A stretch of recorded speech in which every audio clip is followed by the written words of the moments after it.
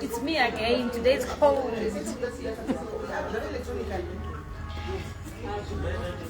Hello, how are you, my daddies? Iskana fara majona out to happiness. Ana mai vakish. Fara diri happiness. Okay. Electronic. Happiness.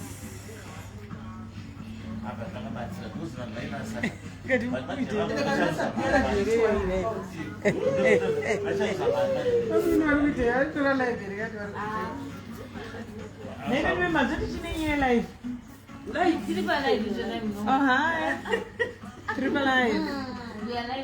Garden Court Center, South Africa.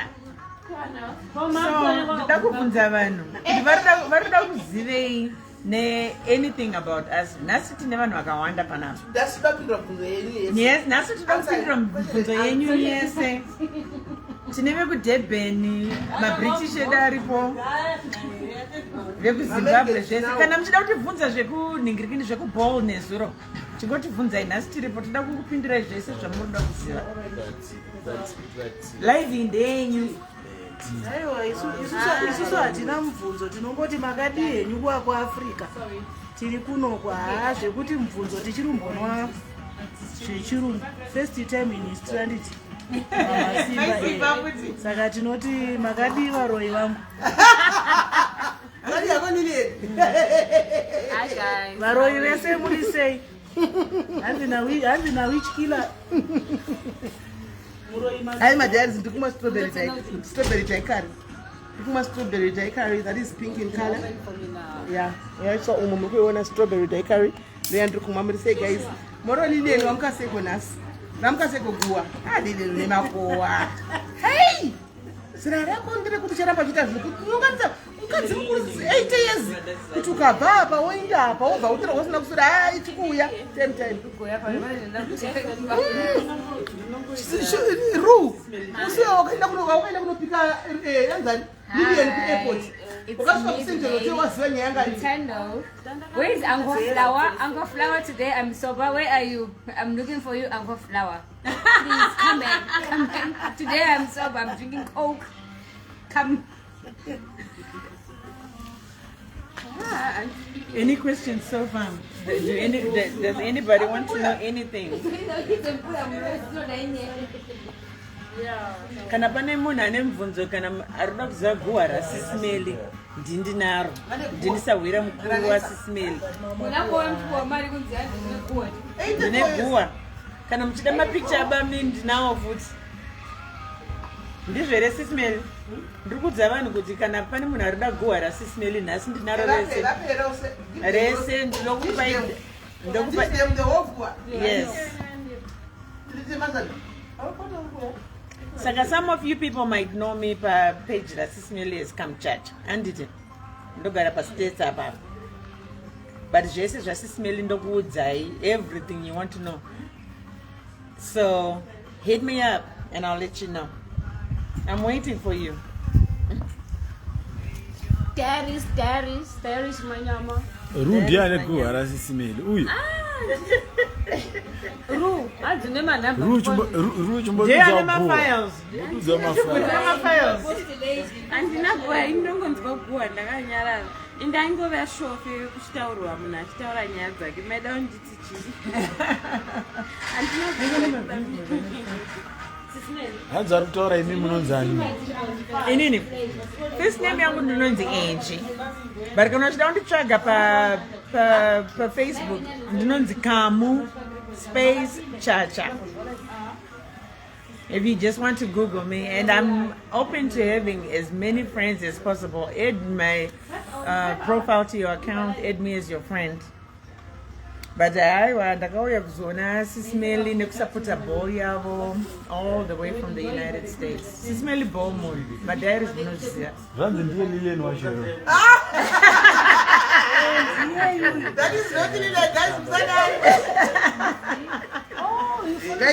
Lilian, that's Lilian, guys. Lilian 84 years, none 84 years. Guys. Hazi wayemchinzi kamuchacha. Aya, ndakakura ndichichacharika zvenyimi. Saka musanzwe hazvisi zvekuti mai vaya vamunoziva vanonzi kamuchacha. Ndakangokura ndichingonzi kamuchacha kubvira ndiri mudiki sterek.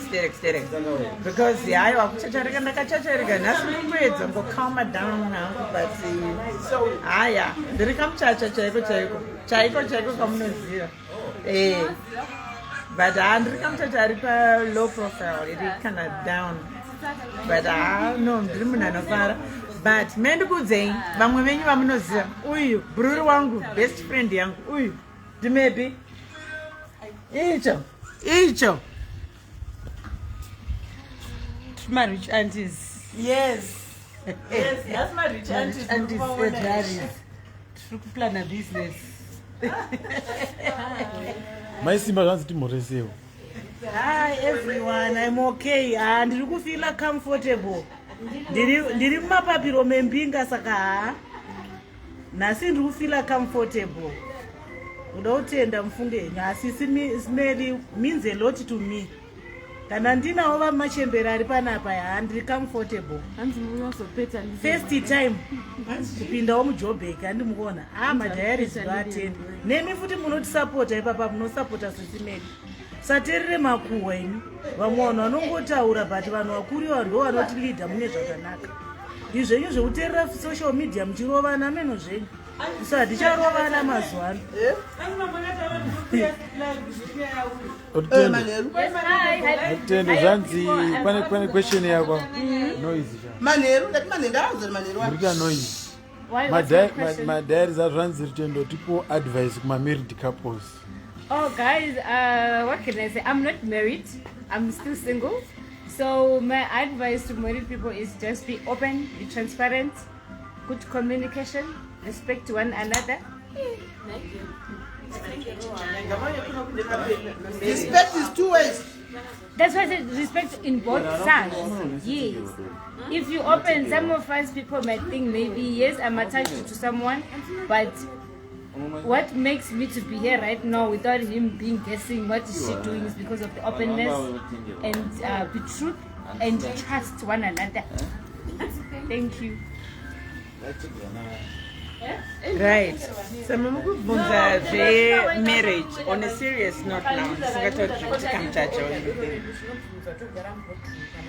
Marriage is a very, very special thing. And I'm married for 23 whole years and I've been divorced for 4 years. And I loved my marriage. Things happened to Takasiana. But in marriage, let me tell you, honesty is the best policy. Fidelity is the next thing. Truthfulness, honesty, love. Kubudirana pachokwadi andite ende makaita vanaka zvandinokurudzira vanhu zvekuti makaita vana nyange makanetsana nemurume zvakaita seika hatipopotedzani pamberi pevanhu hatitombodaro ende dzimwe nguva as far as hama dzemurume kana kuti hama dzemukadzi dzimwe nguva dzinenge dzakaoma ini ngona ndakaroorwa ka ndaidiwa zvisingatomboiti ende nanhasi vanhu vanenge vachida saka mukadzorambira nei munokadzorambira nei zvakaitika hedu zvakaitika but ndaibata even though va late right now ndaibata ambuya vangu naatezvara vangu zvakanaka anatete vangu zvakanaka nyange dzimwe nguva usingadiwe ikoko iwewe nyaya dzemhuri dzinenge dzichiitika ikoko usatombopindira. Always remain neutral semuroora. Always remain neutral. The other thing is kana murume wako ane mafaults usaudze masisters ako kana kuti pane zvakaipa zvakaita zvinondipawa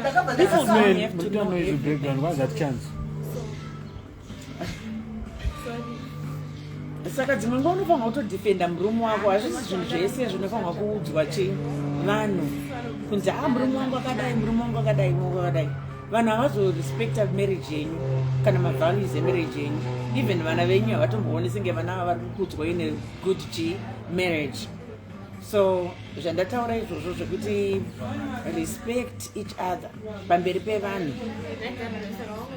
And inini I was that submissive wife. Nyangwe ndakadzidza hangu zvakaita sei zvakadi, but kumurume wangu I was very submissive kwaari, because Bible redu ndo zvarinotaura for one, and for two zvaingodinakidza. And wakungoita submissive kuna murume wako ka, you will be surprised respect yaunowana kubva kwaari, achizviona kuti chi uri kuremekedza murume wako chi semurume wepamba. Amwe madecisions you can make them by yourself, but nyangwe chiri chekuti nhasi tikutenga chingwa cheblack, I mean chebrown here kana tikutenga white bread, you know, kungobvunza kuti nhai baba nhasi muda chingo chakadi. To make small decisions, tiny things make a very huge difference in your marriage. Okay, oh sorry my dear. So zvanzi makazobudire marriage? I would say kuti murume angari wechivanhu chaiye zvandikukuudzai kuti I was a submissive wife. Zvakazosvika papoint yekuti at the time it made sense kuti chi handibvumidzwe kusenza, ndandisingabvumidzwe kusenza nemurume wangu because ndaikudza vana. Basa rangu at the time ranga riri kubereka vana nekuchengeta vana pamba nekugara pamba semukadzi ndichidaro. Vana makura ezvinezvi, malast born angu matwins ezvinezvi akutotena almost 16, saka zvogara pamba zvazvisaite. And then you go to watch it. Times have changed. Yekuti unoti kuna murume nanchikumbiro munhu mukadzi chimboibate makadaro chichadzoka pamuri. Well done. Madiaries tiri kuendesa kuna SIS MELLY. SIS MELLY, zvanzi what does it mean to be submissive in marriage? Wakomana vakundisa pakonva muri muri having a conversation nakamchacha. Alright, hold on. Let me sit nakamchacha so that tinobvunza, since she has been in the marriage handiti akabuda marriage for your own reasons atoda kuti tigozonzwa nhasi zvimwe zvinhu zvamunokwanisa kuafeita. Mirai ndigare naye then mobvunza mubvunzo. Takagara pamwe chete yoita kamarriage seminar kacheka kakamukuda kuti kaitika anditika muchibvunza munhu, but chinonzi submissive kuve pasi pemurume wako. Anditika kuve pasi pemurume wako. Kana nditi kuve pasi pemurume wako handirevi kutsikirigwa panguva yebonde, aiwa, ndiri kureva kuve pasi pekurespekta murume wako. Kuti mukadzi kuda kuchinzi, handiti bhaibheri varakadhizaina vachiti hanzi murume ndiye musoro wemba, mukadzi ndiye mutevedzeri. Handiti saka kunochinzi iva murume wako madhizainigwa zvakaitwa zvakanzi murume ndiye muhombe. Asi isu hedu mazuva anoti akutaura kuti mukadzi ndiye muhombe. Mukadzi ndiye muhombe, nokuti takazogara pasi isusu tikaongorora kuti no, bhaibheri harina kunyatsokupagadzirwa zvakanaka ipapo kuti tanzi murume ndiye musoro wemba anodai, because patiri kurega varume vachita musoro wemba apa, they are making a lot of bad decisions that will affect vakadzi nevana mangwana, because tavapa chigaro chavo sababa. Handimaona vaunotora peyesisa chigaro sababa vononha nemahure, mai vose ravasina mari mubasa. Saka isusu takuti mai iko zvinezvi ndo musoro wemba, baba ihuro inosapota mai. Baba vakaita mari vanofunga kusvitsa kuna mai mari ndosapota. Handiti mai ndo voronga. Ndo zvandiri kutaura, ndo submission yacho yaitaura papa kanzi submissive. SIS MELLY, pane bvunzo zvanzi muri kuuya nguva yekunopedzera Lilian. Vakaimirira. Ndakudza iwani kuti ndo yamanheru guys. Ndakudza ndo yamanheru, ndakudza kuti masikati ndiri busy ndinenge ndine timu yangu guys umbovhara. Iko zvodatomboenda kubrai kumboenda kumakitchen kubrai. Tadzoka usiku ndave muroom ndayatsokurelaxa nditika tochiona hedu zvaLilian zviliwaya. Handiti iko ndati kumbofara tikada kuti tinyatsoti dai tinonusa focus. Saka Lilian ndati tichamona hedu ndakakudza pano kuti manheru because kuti masikati toda kuenda kubrai. Takatomirira masivanda ipapo tete masona ndiva tinonotswa neimwe transport yedu tikwanino takati wande tikwanisa kuenda. Vamwe vakutogocha vari kune rimwe site madiaries, tikunogocha kuti kune rimwe site semadiaries. Ru, zvanzi tiudzewo chino one chavanofarira about your boyfriend. And now I'm single and searching. I don't have a boyfriend. Hanzi, why are you single and searching? I'm just single and I'm searching. Okay. I'm not searching, but I'm single. Oh, so you are single but not available?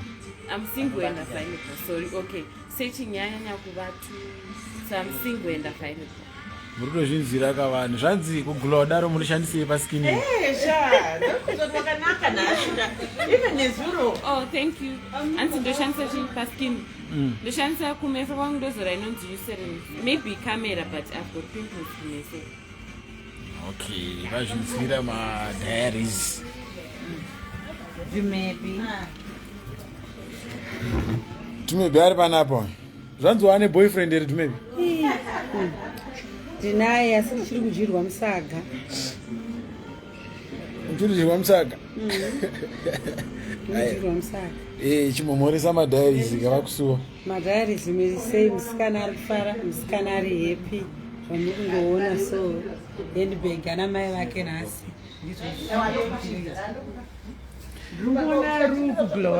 Ru.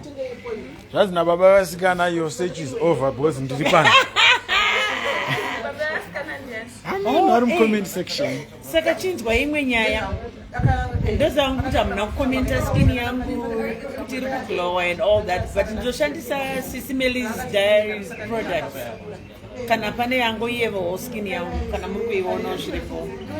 So pane kamwe ka lotion kavanotengesa so kanonzi shumba. Ikangu kana uchida kuglowa ganda ameno nyatatarisisai. Andina kana bundu kana sport kana chi kana wine. My products are SIS MELLY. I've been using them for years now, and I had no complaints. The only problem they go to Zimbabwe. Zimbabwe go to peace. I gonna Zutamba. So the Kati chain vision and but I don't want the Maganda one and chicken from states. You would have loved my skin. But if you love it right now, Tauraina SIS MELLY mushe vanobuzai. Rutendo. Zvanzi nezuro wanga uchiti boyfriend what nhasi wazomuka uri single say. No, what I meant guys, don't get confused. I said I'm not married yet. Yes, I have a partner. And I'm not going to change that. There is no ring here. I'm not available for any other, but there is someone. Osaka, you are open for business.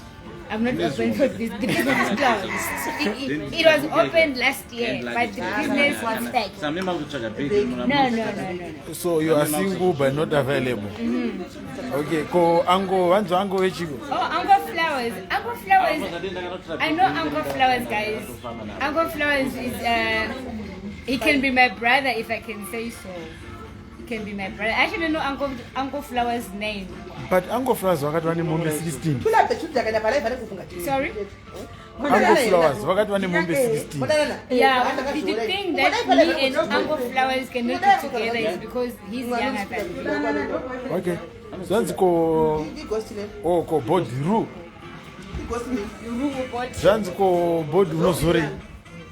But unozore. Okay. Skin put yangu iwana. Varikuona. Unozora ye navy blue ye. Mavinzira hanzi Nivea ye navy blue. SIS MELLY weku UK. Hello babes. Chini chamakanyanya kufarira ku UK nehwani chamunota chakadhakwa chi. Hayi unoda kuti nditaure zvinhu zvakadaro sei? Ku UK kwatinako kuriko kune mhuri yangu. Kune shamwari dzangu kune family. Ku UK kuri right. UK kuri right guys. Ku UK kuri right pa life in terms of munoziva kuti makuriro atakaita isusu ku Africa kuno kwatisogofita kura sana kura ku UK guys. Kuma first world countries ndo chokwadi. So kuvanhu chero vana vari veMazimbabwe vamwe vedu vakakurira ikoko chero kavamisa apa. Ukamisa veda pazvinenge zvakatoti siyana kazhinji kacho zvakatosiyana unoona saka mukana iyoyo ndiyo ngoida ngopowa vana noti isusu patakakurawo hatisina kuwana mukana yakadaro pavana cheko aiwa UK is the best bamina ndiri kunyeperana then kozoti zvimwe mati chimwe chi chakadhakwa chakadhakwa UK chiwedha chakadhakwa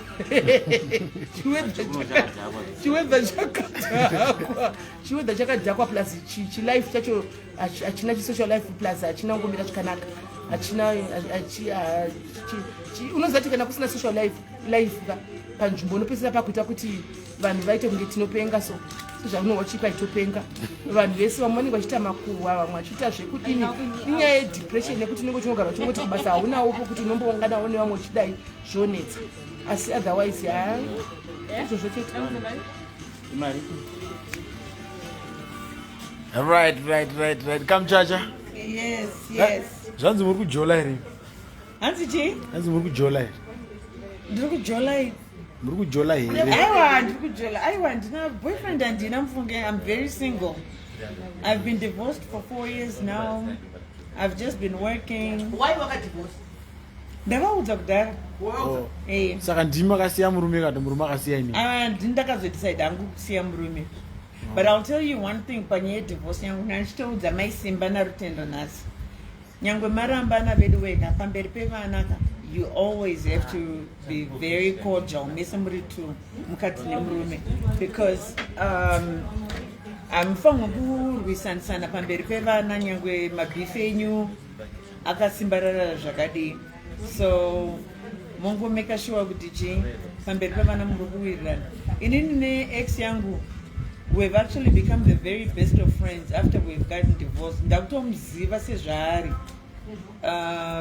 more than I knew him patandiri marriage.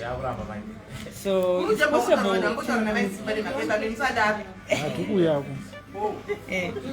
but but handikukurudzira vanhu kuti murambane musarambane vedivene because nezvendataura rambai beautiful thing. It's very very beautiful but saka chinzwai zvamaisimba and mbomira izvozvo dzungu nderewe wapedza ari black rebho rako iyo watanga nazvemene but I was shingirira nyanga vari malong time relationships kana ungone boyfriend yako ezvinezvi yakudhonza zvema 3 years 4 years just hang tight zvinoita marriage ndizvo maine vana uyu akatodabhadharira maisimba mari yavo mari yemwana ari kubvunza mubvunzo endaiti vana maisimba pa mai vevana yakatoda bhadharira simba school mari yeschool fees amaibvunza $0 like ari kubvunza ndanzi where is baba simba baba simba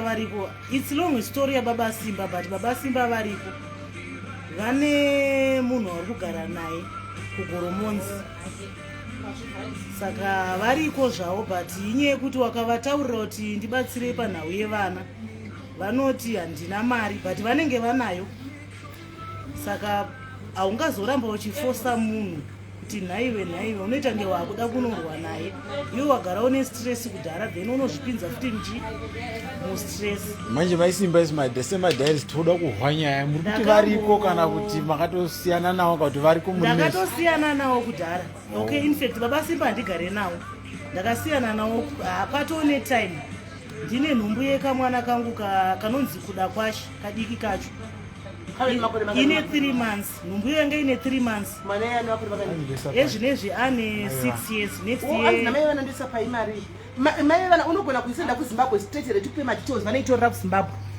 ndikapa madetails vanaitorera kuzimbabwe unogona kuti tikupe madetails avo straight here then unoitorera kuzimbabwe uya kuwhatsapp ndikupe madetails avo then ukavasendera ivo paunosvika kuzimbabwe vanonoicollecta kuzimbabwe vobhadharira mwana school fees ende handigoni kutenda mai vasikana mwari akuita zvakanaka ndokuda zvisingaiti.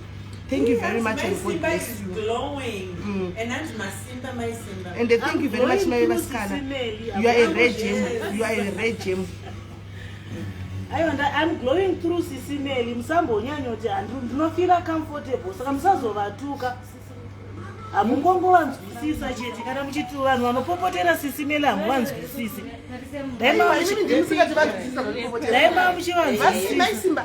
Social media kunotukanwa vanhu. Musani utopinda nemoyo. Mwana kutukwa ngoti futeke newo mchidarika. Aiwa, thank you. And ukuglowa ndaneka peace of mind. Madiaries arumbotraya kundicomforta comfort. Ameno ndinenge manje ndikunetsana na Dumebi anenge atari kuda bamunini. Sezvo bamunini vakanzi varuda kuenda ku-UK. Apa bamunini vacho handisuzwa kuti vachada inini here kana kuti vachada Dumebi. But Dumebi angaendere nabamunini nyatsomboti tonga iwo nyaya iyi. Tonga inyaya iyi. Because bamunini vanzi varuda kuenda kunze kwenyika saka hatichadii. Thank you amai vevasikana mwari akuitirei nyasha nyangwe ndisingakuzivei zvangu but maita basa mwari akuropafadzei pagedhe ipapo pamunenge matapudza papo ndotarisira kuti paite times 3 maita basa sharp madairies ava ndo vakuru vemakuhwa mudairies ava muri kuvaona Guys, let me tell you something about diaries. People they may think it's fun, but diaries takasimba guys. Inototibatsira zvakawanda, especially some of us takutodzidza kuti kupa kuna madana 12 midnight pakanzi munhu aita dambudziko we donate tinobatsirana No, the nice amount of SIS-MELLY, she's not about sociality or whatsoever what you call it.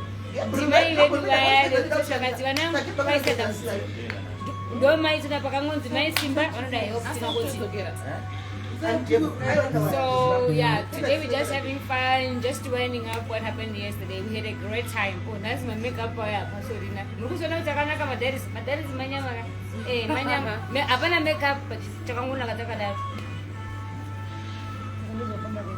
Okay, right now we are switching over back to America. No, we are switching over to Maswanda. Aiwa, imenyaya madaris aiwa nanishida topinda sei kuAmerica.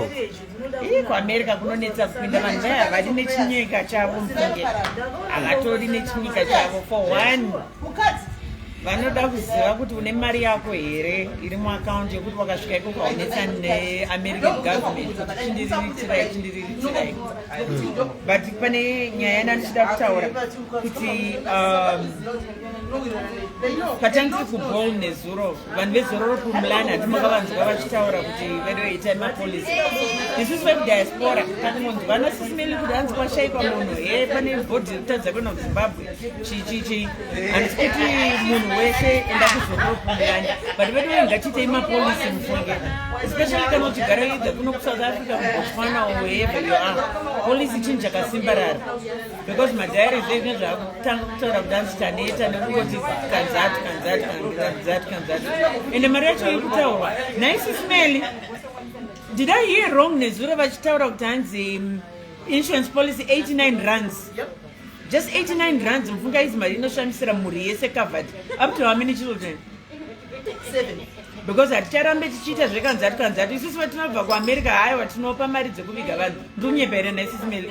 Makangotiudza kuti pane munhu ashaika haana polisi bhodhi ida kuenda kuZimbabwe hatinoona kubhadhara tinobhadhara but zvinosvikawo papoint yekuti chii taneta nemari dziri kutaurwa ndakashamisika nezuro kunzi hanzi 89 rands chete ndo inenge ichidikanwa ava vedo ngatiitei mapolisi even hanzi maparents kumba vanokuodhirai mabhazi vanokuodhirai chikafu boxi zvese ini ndiri kuZimbabwe manje ende ndakaona nyange kwatinogara kumachonyonyoko kusanyati kudhuze nekugoko zororo pumulani ichitosvika ikoko vanhu vachitovigwa so ndo nyaya iyoyo but ano kuAmerica kuri bho kana muchida kuuya makanyatsa kutaura neni mushe ndo zvimwe zvandiri kuuya nazvo kunonga hakuna zvako zvemaCOS nemaNurse Aid nechichichi but I'm not yet familiar with that. But arunzi mukataura neni mushe ndokupinza SIS-MELLY. Makataura neni mushe. Enda kupage kwangu kamuchaka. Ndine akamboti kuna ruyu. Ungatari ni mushe ndokupai maCOS. Kari pa live kangada. Angari pa live andi? Kazi vakatotora fona kana kusangana ndinotoya kupa madhairis maCOS. Lilian. Saka makatondotaura naye mushe. Lilian. Vakafanya airport.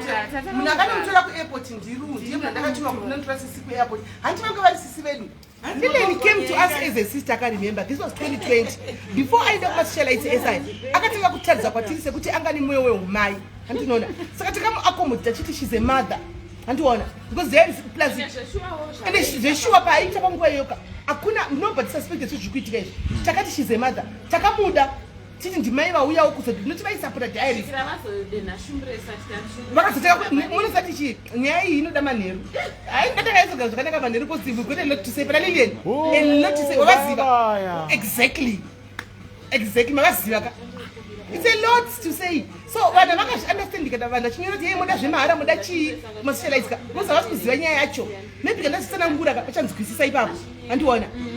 Diaries we give back to the community and it vanhu vakawanda mulockdown taitenga chikafu chevanhu taidini and it diaries would come together and contribute and she was one of the people who contribute and it then later on she extended the relationship and wanting to be a personal sister to us and it hatisi kuziva hunhu hwemunhu takangomugamuchira tisati tatisapotei munhu toda vanhu vese paka uya kuAfrica chitisimeni and ndikuya kuAfrica but ndakuzokonai ndibhukirei I am the one akabuka but it's in hotel but ndinoti mubhuke neroom yenyu I gave you the phone munati papato netrust I gave you the phone kuti chikumbira ichi bamnini venyu and akakumbira murume wangu vakati no problem kana munavo vanouya I booked for 2 rooms.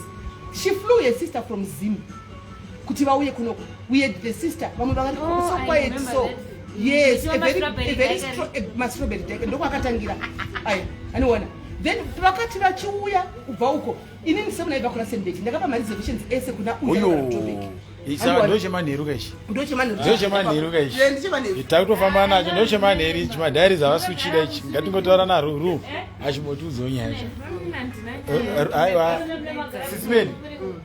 sisimeni ru pane zvaari kutivigira akuglowa kudai unyeva munhu angamboglowa kudai ari single rumbonyasotudza nyaya But this is mainly the mouth. Didn't you shall mafuta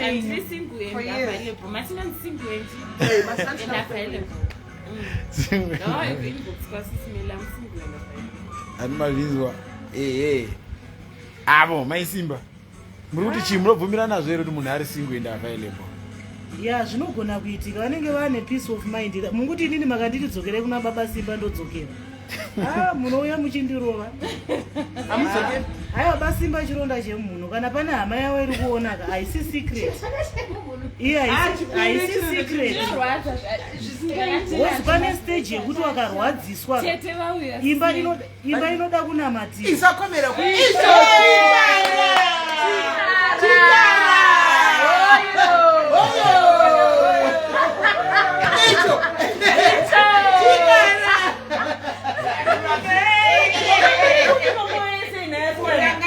kugara sinenda nasana kuda kuita zvekudrive kandikati ndiperekedze kuchirungiko kunoisasvika yevo ndauya ndasvikawo iko ukawachallenge vanhu nebasa rokuti hazvino chainzi kuchallenge vanhu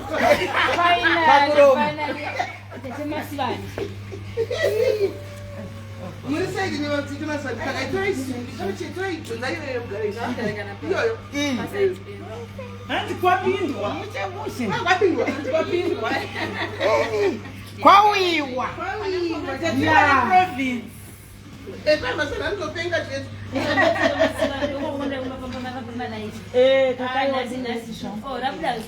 hanzi madhadha edu asara naniko yeduwe madhadha ari kwatichikwati nemutumwa ndataposta vanhu kondikumboyeba maposta madhadha endaposta hapasisinawo madhadha 7 iwo mukaenda papedza pasatarizekai ndimboendako hapasisi akafa mama tinegwana irire akaita murakatire aiwa amene achikopedza kundipa mari ndibva angoita murakati madhadha akandisenzesere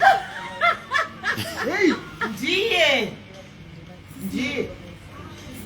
vanhu voda kuti zvakazoti zvakati zvisere chitonganiswa hauze vauye naro hanzi kwaine uya kwatoine gosti inonzi aniwo kwadiwayo kwatida kupa marenye madhadha kwatoinengavatipe kuti ndiwayo mweya wangu kuzorona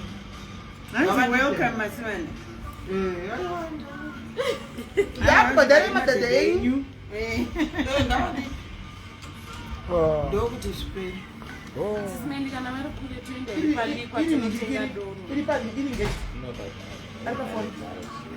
vanhu anenzara zveshuwa madhadha anetsa madhadha ndoiya ndinzwireyo mukaona ndisisikosumawo vamwe vanowavekupi zvinoreva kuti zvinenge zvisina kundifambira zvakanaka hazvina kundimirira zvakanaka ndirikwada madhadha ndirikwada zvekunditukaana kuita seradra idram iwe wakutugare vanokasisepiri pakati ndikoteremonisaiita wani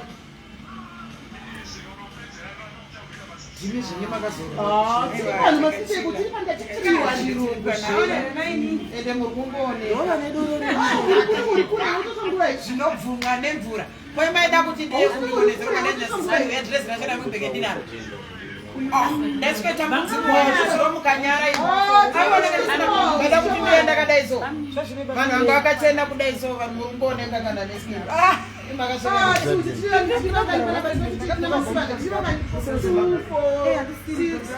tiri 10 panapa saka tete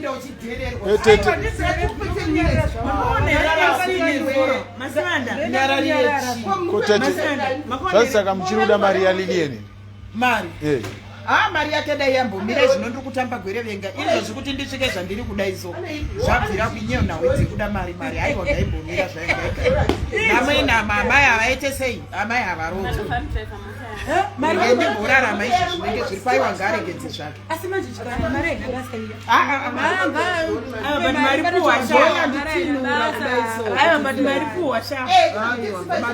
iya ichibva ikoko aiwa ichibva ikoko ngaisauya hai ngaimbobvawo kumwe ndeya kutambisa baba racho tawo hanzi gwaverenga zvinoreve chii gwaverenga inanyemba nemusana zvino nokuda kwemari yose saka tiri kutaura mari yemadhadhi i60 it is 60 USA. Where else can you go? zvevana handingatadze vana vacho nokuti rimwe ranga rabereka vana 5 nema vese takafushira nema takafushira chiita fast titi masoza kumwe